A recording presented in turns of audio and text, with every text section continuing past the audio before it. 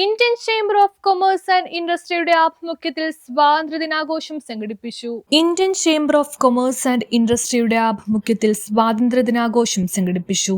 Chamber president Rajkumar Gupta പതാക ഉയർത്തി സ്വാതന്ത്ര്യദിന സന്ദേശം നൽകി. And the heroes who we are not aware of, who have sacrificed their lives for our independence today.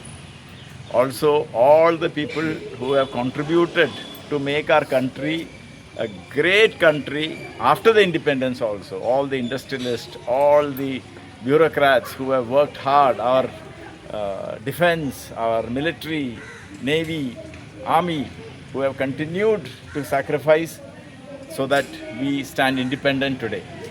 Let us make their sacrifices proud, let us feel proud, make their sacrifices worthy, and make this country a great, great country, a prosperous nation, a nation filled with harmony and compassion towards each other. Our governor during his visit, he had said we should concentrate on Shubh Labh and not Shuddh Labh.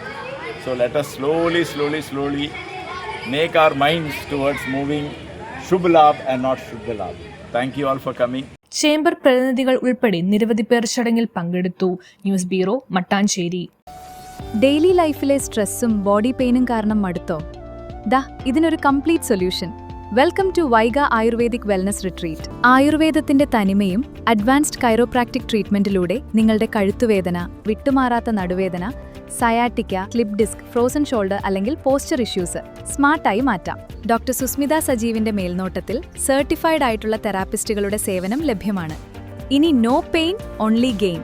ശരീരവും മനസ്സും ഒന്ന് കൂളാക്കാൻ ഞങ്ങളുടെ signature panchakarma തെറാപ്പികളും കൂടാതെ new മമ്മിമാർക്കായി post natal care, വിവാഹത്തിനൊരുങ്ങുന്നവർക്കായി bridal wellness പാക്കേജുകളും റെഡിയാണ്. PCOS, വണ്ണ നിയന്ത്രണം, സ്കിൻ ആൻഡ് ഹെയർ കെയർ എന്നിവയ്ക്ക് കസ്റ്റമൈസ്ഡ് പ്രോഗ്രാമുകൾ ഇവിടെ ലഭ്യമാണ്. ഒരു ശാന്തമായ അന്തരീക്ഷത്തിൽ യാത്ര വൈഗയോടൊപ്പം ഇന്ന് തന്നെ ആരംഭിക്കൂ. Book your slot now. Vaiga ayurvedic wellness retreat, Pyari junction, Thoppumpady, Kochi.